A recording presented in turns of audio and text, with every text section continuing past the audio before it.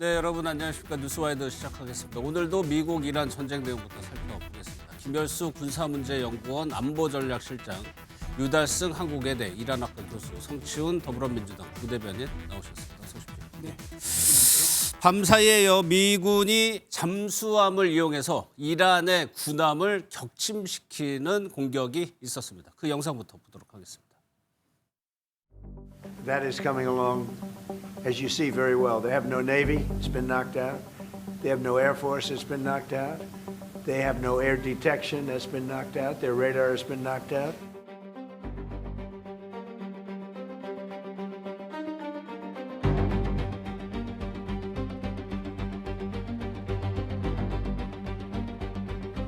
Instead, it was sunk by a torpedo. Quiet death. The first sinking of an enemy ship by a torpedo since World War II.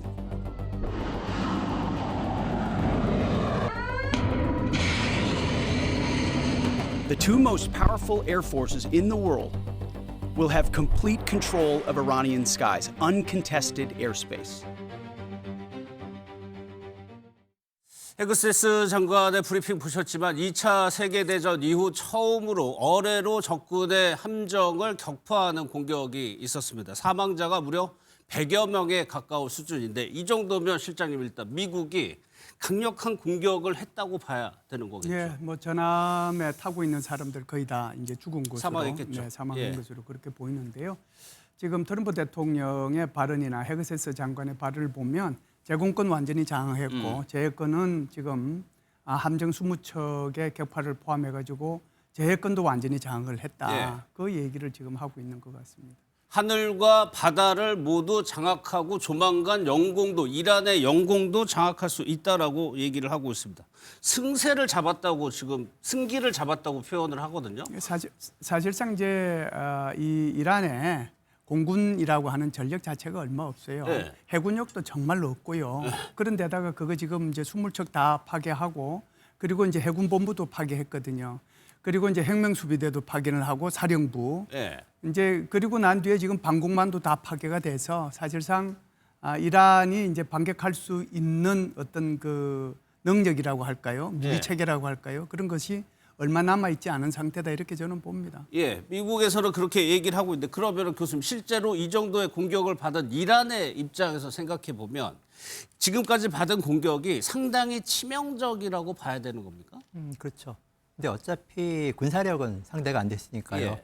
사실상 전쟁의 성패는 군사력에서 결정이 되는데 많은 피해를 받았기 때문에 이란의 입장에서는 이번 전쟁을 시작한 것도 미국과 이스라엘이고 예. 어쨌든 미국과 이스라엘이 더 이상 공습을 하지 않으면 자연스럽게 이 전쟁은 종식이 되는 것입니다. 그런 측면 속에서 이란의 입장에서는 명분을 찾기 위해서 최대한 장기전을 통해서 그 나름대로의 명분을 찾기 위한 그 여러 가지 시나리오를 준비하고 있는 것으로 알고 있습니다. 그러니까 이란에서는 장기전으로 끌고 갈 거라는 말씀이시죠. 그러면은 그런 방법이 지금 미국에서 이렇게 공격을 하면 그거를 버텨내야 되는 거죠. 그렇죠.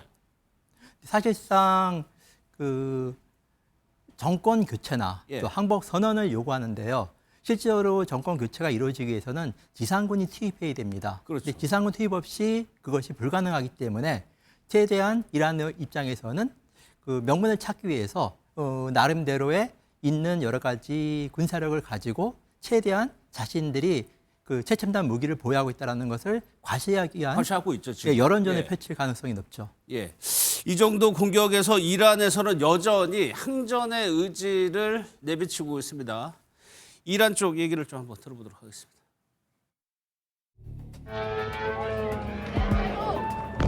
Leave from there, leave from there. Leave from there.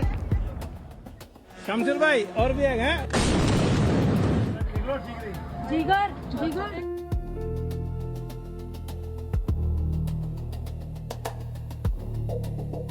ما با خودشون عهد کردن، ما ملت ایران با خودمون عهد کردیم که در این نبرد موجودیتی با تمام توان بجنگیم.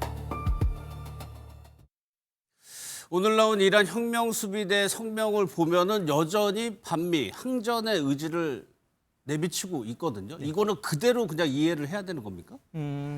어쨌든 많은 피해를 입었고 예. 이란 통치 엘리트층이 사실상 큰 수뇌부들이 지금 붕괴되어 있는 상태이기 그렇죠. 때문에 만약에 이란이 여기서 항복을 한다게 되면 이후 벌어질 체제 붕괴하고 정권 교체는 이후 벌어질 수순이라 봅니다. 그런 측면 속에서 이란의 입장에서는 최대한 장기전이라는 것을 표명하고 예. 최첨단 무기를 이제 아끼면서 그 드론 공격을 통해 갖고 예. 이런 부분들을 계속 끄는 것이 이란의 전략과 전술이라고 볼 수 있습니다. 그러면 지금 저가 드론을 날리고 있다. 뭐 한 2천만 원 그렇죠. 정도 수준에.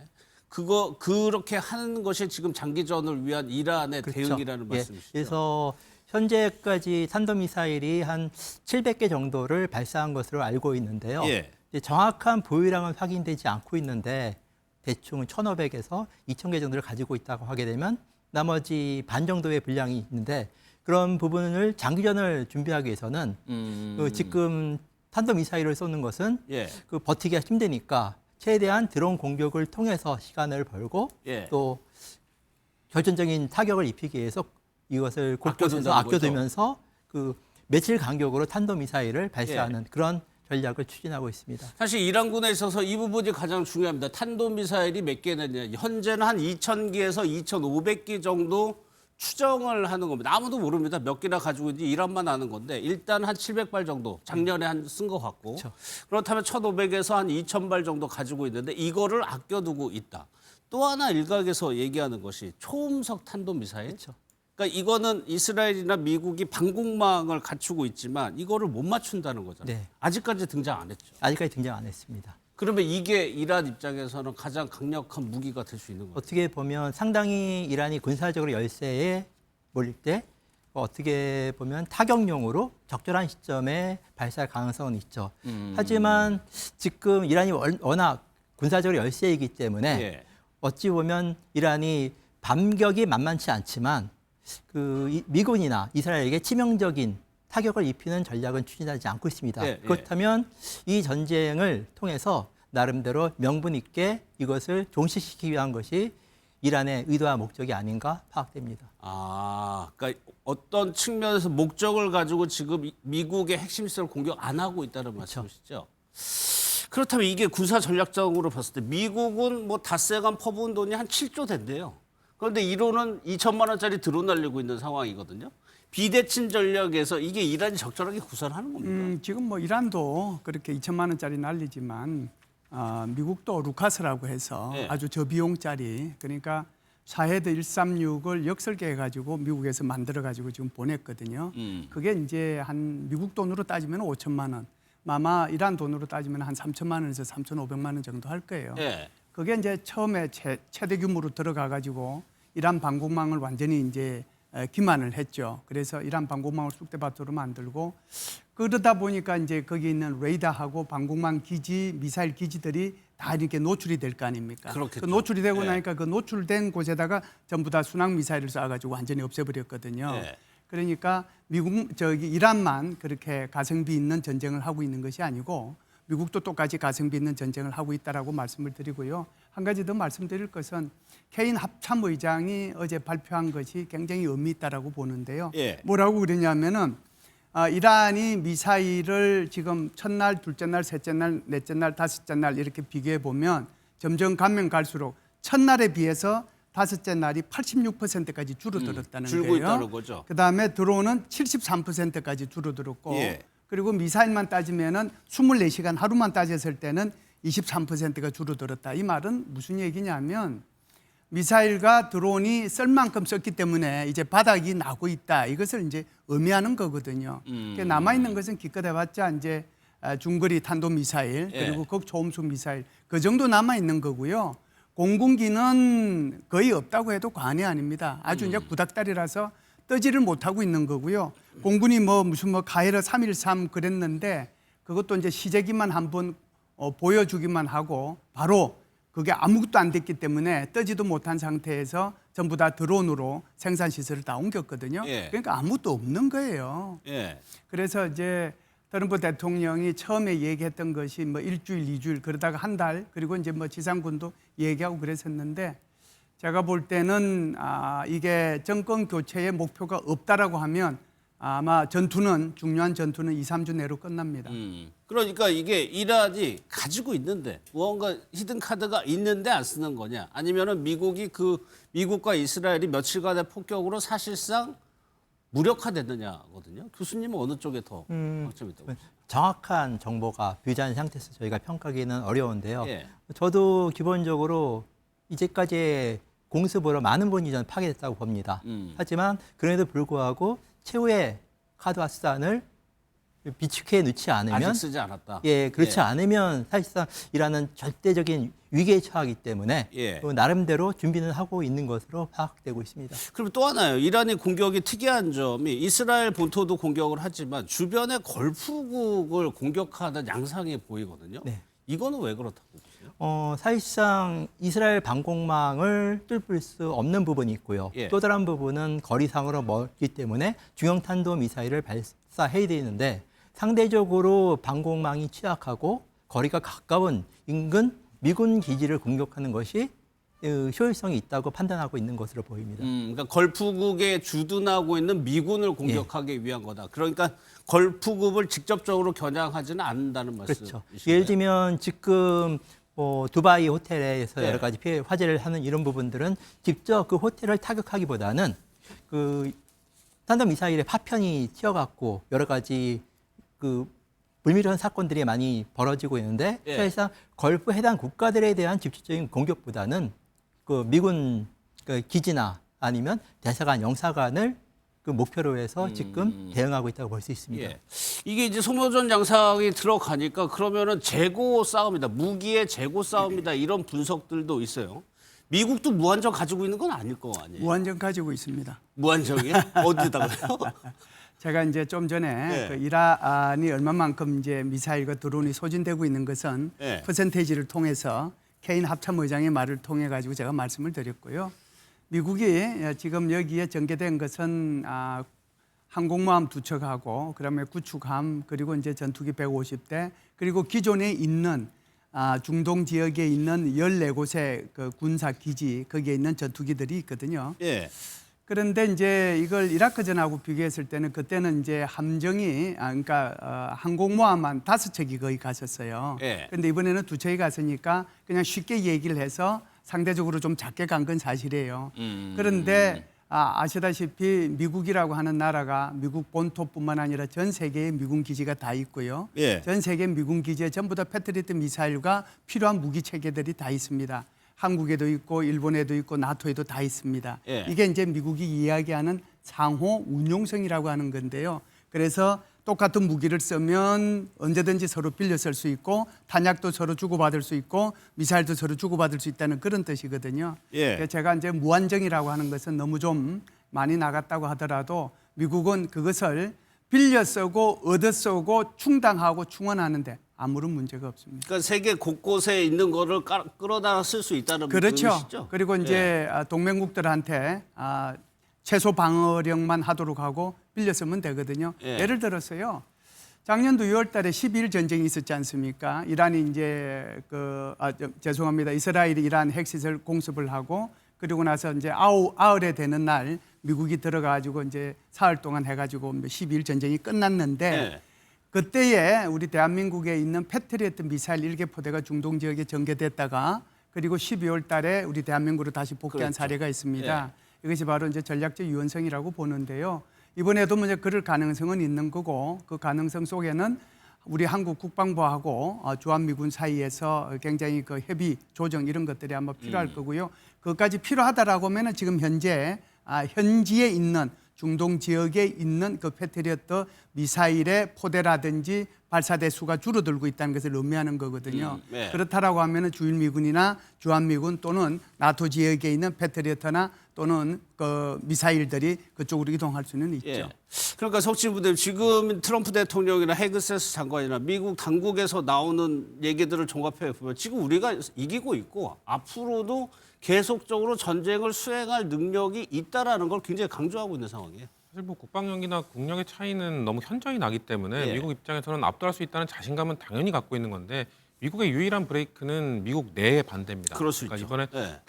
다행이라고 할 거보단 트럼프의 대통령에겐 다행히도 상원에서 이 전쟁 제한과 관련된 법안을 부결시키긴 했습니다만 미국 여론은 지금 사실 계속 언론을 보면은 조금씩 나빠지고 있거든요. 예. 이게 하루하루 지날 때마다 트럼프는 그래서 아마 빨리 끝내고 싶을 겁니다. 이게 조금씩 장기화될수록 의회에서 결국 브레이크가 걸릴 수 있는 가능성도 있기 때문에 미국이 무기가 없어서 못 쓰는 게 아니라 자국 내에서 언제까지 또 세계 경체 역할을 할 것인가. 예. 경찰 역할 그만하라는 그 반대 여론 때문에 못할 수도 있는 것이고 사실 그 과거에 부시 대통령도 이 세계 경찰 역할을 했을 때 뭐 그 당시에는 직후에는 뭔가 악의 축을 제거하기 위해 갔다라는 미국 내 여론이 뭐 좋은 긍정적 여론도 있었으면 결국은 그게 장기화되면서 미국 내 반대 여론이 매우 극심해졌거든요. 그런 것처럼 이번에도 미국 국민들은 약간의 보류 의사층은 이게 얼마나 가는지 한번 보겠다는 걸 겁니다. 결국 트럼프 대통령도 지금 최종적인 목표는 세계 경찰 역할을 하고 싶다는 것보다도 결국 11월 중간 선거 이전에 미국의 이 경제를 부흥시켜야 되고 부활시켜야 되고 이런 거에 결국 방점이 찍혀 있기 때문에 미국 내의 반대라든지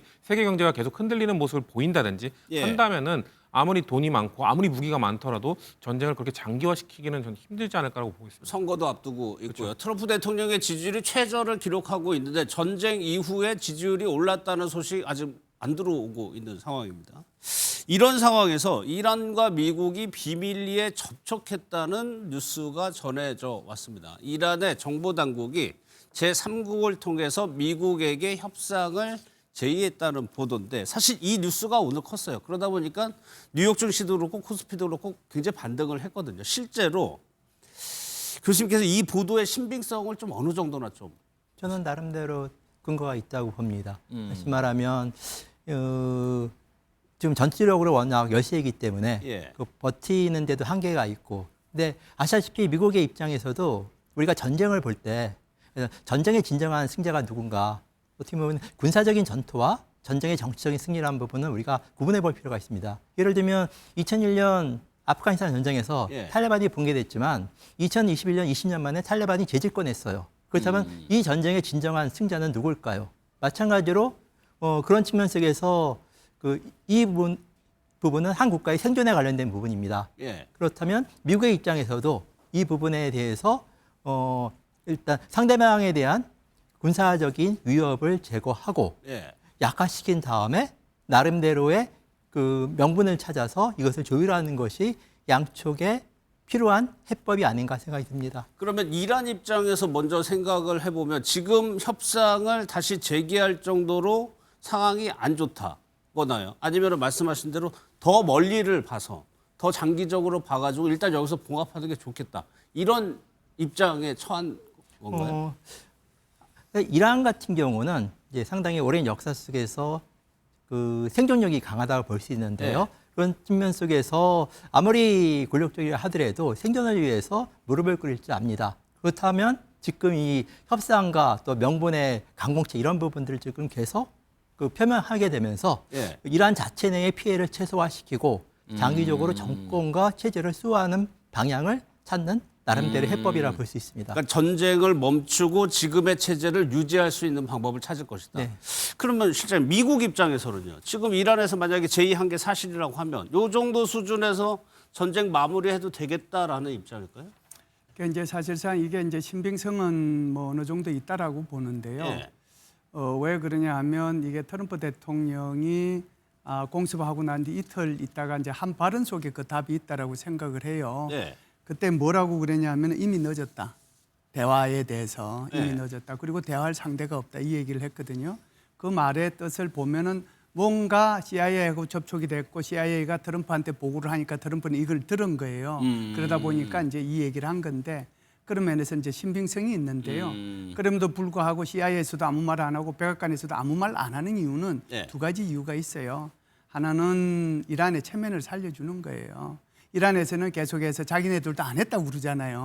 근데 네가 했다고 그러면은 나중에 협상하는데 불편하잖아요. 그게 하나 있고. 그다음에 이걸 이제 제3국을 통해서 미국한테 얘기했는데 그 상국이 카타르일 수도 있고 오만일 수도 있는데요.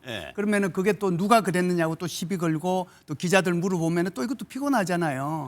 그러니까 그 동맹국들도 또 이렇게 살려주는 그런 차원에서 그냥 입을 다물고 있는 그런 차원이다 이렇게 봐요. 그러면 언제쯤이면 이게 본격적으로 제기될 수 있을까요? 제가 볼 때는요. 지금 이 협상이라고 하는 것 자체가 이미 카타르, 오만 그리고 유럽 국가들이 움직이고 있다라고 봐요. 예. 그리고 이제 중국에서도 이미 중동 특사 보내고 있지 않습니까? 자기는 관여는 안 하면서 중동 특사 보내가지고 빠른 시간 내에 빨리 협상을 해서 하여간 호르무즈 해협이 뭐 해결이 돼야 된다라고 생각하는 거거든요.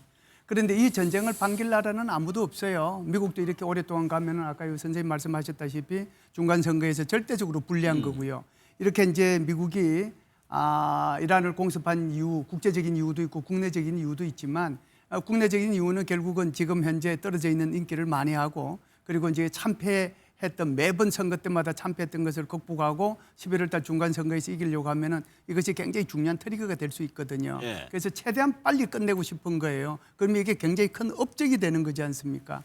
그리고 이제 지금 예를 들어서 이란에서 핵무기를 완전히 제거할 수 있는 그런 것들이 되면 결국은 패권을 지역에서 이 중동이라는 지역에서 패권을 장악하는 국가를 없애는 거란 말이죠. 예. 그래서 어떻게 보면은 지금 이란 같은 경우에는 뭐 전체 무슬림 인구 중에서 시아파가 한 15%인데 시아파의 종주국이라고 볼 수가 있고요. 사우디가 이제 수니파의 종주국이라고 볼 수 있는데 그 수니파가 전체 무슬림의 85%입니다. 그런데 만일 이란이 15%밖에 안 되는 그 이란이 핵무기를 가지게 되면은 그 지역 패권국 되는 거잖아요. 예. 이걸 막고 싶은 거고 사우디도 막고 싶은 거고 그리고 이스라엘도 막고 싶은 거죠. 예. 그리고 수니파 전체 국가가 다 막고 싶은 거예요. 그런 차원에서 지금 이게 트럼프 대통령이 이렇게 공습을 한 이유가 여러 가지가 있다 이렇게 봐요. 예. 그러면 이런 상황에서 사실 이 공격을 왜 했느냐에 대해서 미국 시민들은 의문을 가지고 있는 상황에서 이스라엘의 역할을 얘기합니다. 네타냐후 총리. 네타냐후 총리의 말만, 속되게 표현하면 말만 듣고 공격한 거 아니냐라는 말까지 있을 정도로. 그럼 이 과정에서 이스라엘은 지금 상황에서 만족할 만한 상황입니까, 지금? 어떻게 보면 저희가 추측과 가상을 통해서 이것을 해석해 볼 수가 있는데요. 예. 지금 미국의 트럼프 대통령의 발언이나 고위당자의 발언들이 지금 계속 좀 바뀌고 있거든요. 처음에는 정권 교체였다가 이후에는 군시설, 예를 들면 핵에너지를 완전히 제고하고 그리고 탄도 그 미사일 체계를 그 완전히 없애고 예. 그리고 그 해군력을 멸살시키겠다라는 부분은 나름대로의 미국의 입장에서는 출구 전략이라고 보게 됩니다. 어떻게 보면 처음에 당초 최고 지도자와 군 수뇌부 50명 정도를 이제 암살했으면 예. 곧바로 이 전쟁이 끝날 줄 알았는데 의외로 이란의 반격이 지속적으로 이루어지고 있기 때문에 이런 부분들을 이제 해결하기 위해서는 여러 가지 부분이 좀 필요하다 보거든요. 예. 그래서 저는 이 부분에 대해서 지금 미국과 이스라엘의 국내 여러 가지 복잡한 정책의 상황 그리고 지역 패권에 관련된 부분 속에서 중동 지역의 질서 이런 부분들이 지금 많이 언급되고 있는데요. 저는 보다 근본적으로 미국의 이해관계가 이번 침공과 전쟁에 여러 가지 부분이 있는 것이 아닌가. 예를 들면 최근에 2000년 이후부터 페트로 달러가 커다란 위기에 봉착했습니다. 네. 2001년에 이라크의 사담 후세인이 페트로 유료를 선언했고, 근데 최근에 2000년도 이후부터 벌어진 게 보게 되면 이라크, 리비아 그리고 올 초에 베네수엘라 같은 경우는 다 석유 보유국이고 그렇죠. 또한 페트로 달러를 추진했던 예, 국가입니다. 예, 예. 이 가운데서 마지막 남은 나라가 이란이라는 것이죠. 더군다나 이 상황 속에서 지금 최근에 사우디아라비아를 비롯한 친미 아랍 산유국조차도 중국과의 관계가 좀 확대되고 있고요. 그렇다면 한편으로는 이것은 페트로 달러를 강화하고 에너지 패권을 통해서 새로운 국제 질서 속에서 미국의 주도권, 다시 말하면 달러 패권을 강화시켜야 하는 것이 목적이 아닌가. 그래서 이 전쟁이 종식된 이후에 아마 사우디아라비아를 비롯한 아랍 산유국의 여러 가지 행보도 좀 변화가 있을 거라고 봅니다. 그렇다면 이 전쟁은 사실상 중국을 향하는 그런 전쟁이라고 볼 수 있겠죠. 그렇죠. 이란의 석유 많은 부분이 중국으로 가고 그렇죠. 있죠. 그러니까 결과적으로 중국을 위한 포석이 아니냐는 해석도 많습니다. 그런데 이런 상황에서 아직까지는 트럼프 대통령은 이란의 최고 지도자 아직 공식적으로 임명이 안 됐습니다. 다 죽여버리겠다고 얘기를 하고 있습니다. 직접 한번 들어보겠습니다. Somebody said, on a scale of 10, where would you rate it? I said about a 15. Rapidly going. Everybody that seems to want to be a leader, they end up dead. 보신 대로 지금 하메네이 이후에 후계자가 선출이 됐다는 보도도 있지만 아직 공식적으로 없어요. 그런데 곧바로 트럼프 대통령이 결국에는 다 죽는다 이렇게 얘기를 하고 있습니다. 이것이요. 그러면 이란에게 주는 메시지가 지금 하메네이 차남이 어제까지는 유력하다는 보도 나왔었잖아요. 네. 그 차남이 만약 공식적으로 최고 지도가 된다면 죽는다는 얘기잖아요. 이 부분은 이제 실제 벌어질 상황인지 예. 아니면 협박 용기인지 부분을 우리가 좀 살펴볼 필요가 있어요. 예. 예를 들면 지금 공식적으로 이란이 발표하지 않았기 때문에 그 하메네이의 차남이 지금 제3대 최고 지도자로 결정된지 여부는 확인되지 않고 그렇죠. 있습니다. 예. 그렇다면 지금 당초 예상과 달리 차남이 이제 권력 승계한 부분은 이란 내부적으로도 좀 심각한 문제가 있거든요. 아시다시피 이슬람 혁명은 세습 왕정 체제를 반대하기 위해서 등장한 정부이기 예. 때문에 어쨌든 선출에 의해서 최고 지도자가 결정된다 하더라도 아들이 그것을 계승할 경우에는 세습 권력이라는 부분이 이미지가 많기 때문에 예. 그런 측면 속에서도 지금 내부적으로 합의가 됐다 하더라도 공론화시키지 않는 부분들은 한편으로는 미국의 또 이스라엘의 공습에 인해서 이란의 최고 지도자가 살해당했고 예. 그것에 대해서 나름대로의 저항과 상징의 이미지가 필요했다라는 것. 또 다른 한편으로는 이란 내부의 부정적인 이미지, 세습 권력의 후계 구도라는 부분에 대한 부분이 있기 때문에 어떻게 보면 여러 가지 요인이 있다 보지만 이란 내부에서도 결정했더라도 공개화시키지 않는 조심스러운 행보를 보이고 있다고 봅니다. 실제 결정을 했더라도 공개하기는 조금 걸릴 거라는 그렇죠. 말씀이시죠.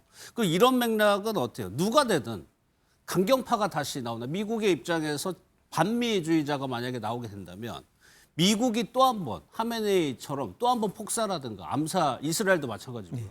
이스라엘 국방장관은 어제 바로 또 죽는다고 얘기를 했어요. 네. 또 다시 그거를 할 거라고 보세요?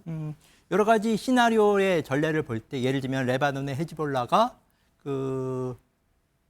최고 지도자의 암살 이후에 차기를 이제 선출했을 때 또 암살시키고 이런 부분 속에서 그런 보도가 많이 나오고 있는데요. 예. 사실상 한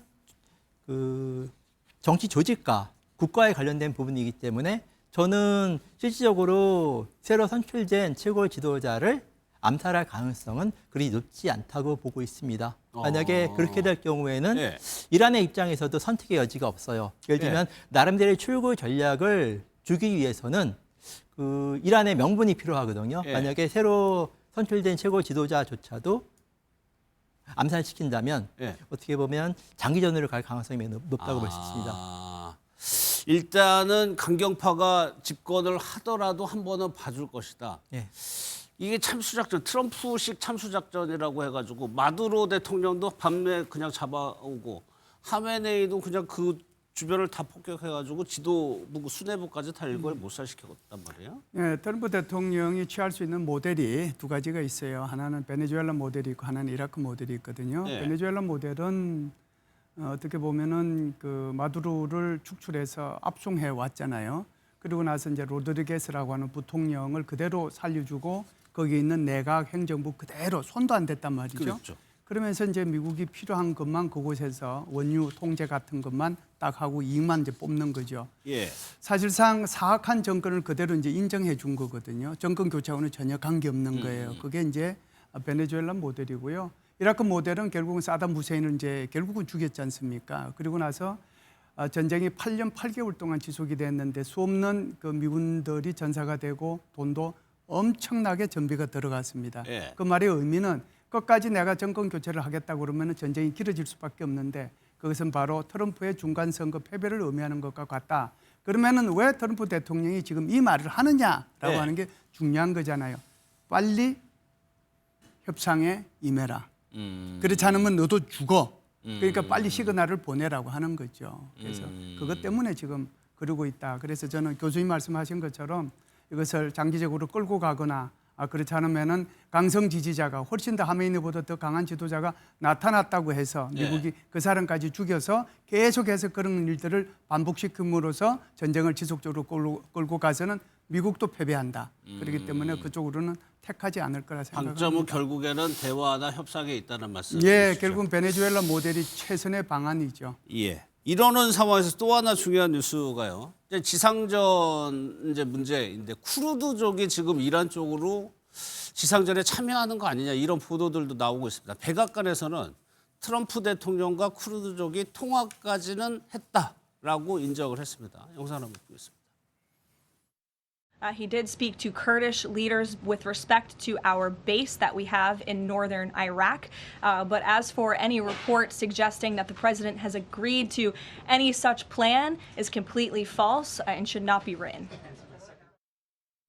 일단 통화는 했다고 그것까지는 확인을 해줬어요. 그래 쿠르드족이 참전하느냐 마느냐를 두고 지금 또 말이 많은데 이란이 쿠르드족의 군사 시설을 공격했다는 거는 이거 임박한 거 아니냐는 해석을 할 수밖에 없는 거거든요.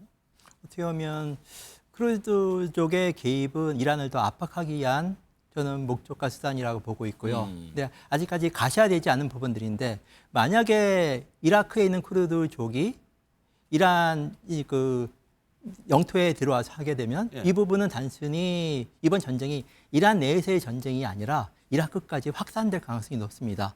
예를 들면 이라크에 있는 친이란 민병대가 예. 과연 이 사태에 대해서 개입하지 않을까? 그런 측면 속에서 아직까지 우리가 명확한 의도와 목적은 파악하기 어렵지만 예. 이런 쿠르드 개입과 여러 가지 이런 부분들은 그 미국이 이란을 더 압박하기 위한 목적과 의도를 가지고 있다고 저는 봅니다. 그러면 현재 수준에서 트럼프 대통령이 쿠르드족하고 통화하고 연락을 하고 있다는 거는 그냥 이란에 주는 시그널 정도라고 네, 봐야 그렇죠. 되는 거예요? 예. 근데 과거 2010년대인가요? 실제로 미국이 쿠르드족이랑 협력해가지고 IS하고 한번 전쟁을 하지 맞습니다. 않았었나요? 예. 그래서 쿠르드족 입장에서도 상당히 복잡한 셈법이 존재한다고 봐요.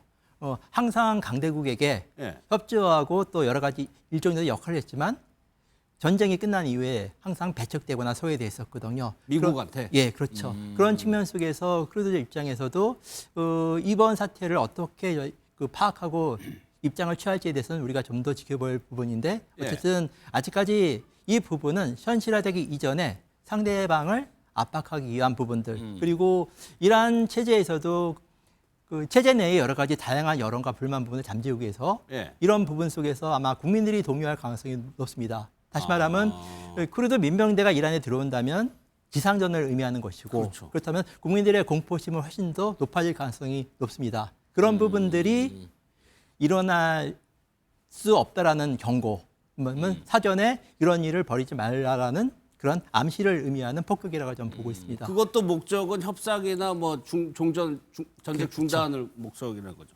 그러면 이런 아주 간단한 의문인데 아니 미군이 직접 들어가면 될 것을 왜 쿠르드족을 껴가지고 이런 거를 저울질하느냐? 아주 중요한 예. 자원이 있는데 왜 미군이 직접 들어갑니까? 저라도 그러지 않을 것 같아요. 우선 쿠르드족에 대해서 조금 먼저 말씀을 드릴 필요가 있는데요. 쿠르드족은 이라크의 북쪽, 그다음 띠르키예의 남쪽, 그리고 이제 이란의 서쪽 이렇게 산악지대에 모여 살고 있는 인구 3,500만 정도가 되는 그러나 국가를 가지지 못하는 유일한 민족이 바로 쿠르드족입니다. 그래서 2003년도에 미국이 이라크를 침공했을 때 그때 바로 쿠르드족하고 같이 이제 이라크 정부를 몰아내는데 선봉장 역할을 한 것이 바로 쿠르드족인데 예. 그 쿠르드족의 그 군사 조직이 바로 페슈메르가라고 하는 이라크 쪽에서 페슈메르가 하는 거였는데 그것이 이제 그 이라크 정부를 압박함으로써 이라크 10개 사단이 꼼짝을 못했거든요. 굉장히 큰 역할을 해준 거죠. 예. 지금 세계 국가에 이런 쿠르드족이 있다라고 말씀을 드렸는데 이라크에 있는 그 쿠르드족은 자치권을 부여를 받았어요.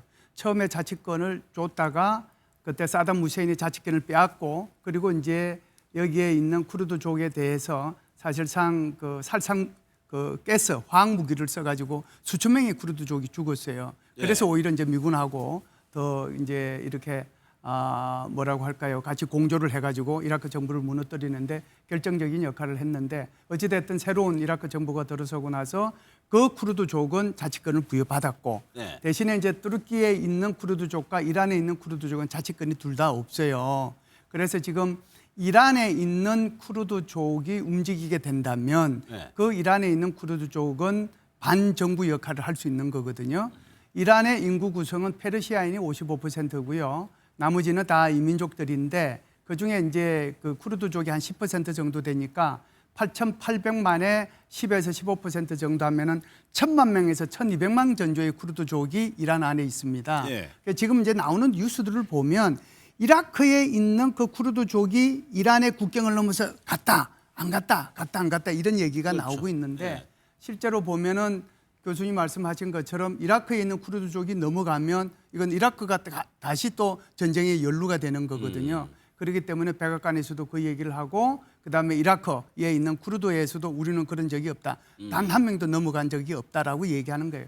단지 쓰고 싶은 건 이런 건 있을 거예요. 미국이 이란에 있는 쿠르드족 그게 1,000만 명이거든요. 그리고 이제 이 사람들이 그곳에 살면서 네 개의 정당이 있어요. 그 쿠르드족도. 네. 그 네 개의 정당이 연합 전선을 구축을 해서 올해 1월 5일 날 성명을 발표했는데 그 성명의 핵심 내용이 자치권이에요. 네. 그런데 이제 지금 마침 이게 이란에 대한 이제 미국과 이스라엘의 공습이 있잖아요. 그러면은 자기네들이 생각할 때 자치권하고 이거 잘만 미국하고 하면 자치권을 자기네들이 확보할 수 있겠다는 그런 생각을 거기도 가질 수 있지 이해관계가 않겠어요? 있군요. 네. 그러니까 미국으로 봐서는 거기에 있는 제일 그 수장되는 그 이란 쿠르디스탄 예. 그 의장이라고 하는 KDPI 그 의장하고 직접 전화도 통했어요. 예. 그러니까 이 말의 의미는 그렇게 흘려 보내는 것은 너희들 계속해서 빨리 어떤 조치를 취하지 않으면은 거기에 있는 이란 북부에 있는 이란 서부에 있는 그 쿠르드족들이 너희들을 향해서 공격에 갈 거다. 네. 그러니까 빨리 너희들이 조치를 해라. 이제 만일 그런 상황이 되면은 이란은 내후 외환에 들어가는 거거든요. 그래서 일부러 의도적으로 지금 그렇게 미국 정부에서 얘기하지 않았나라고 봅니다. 예.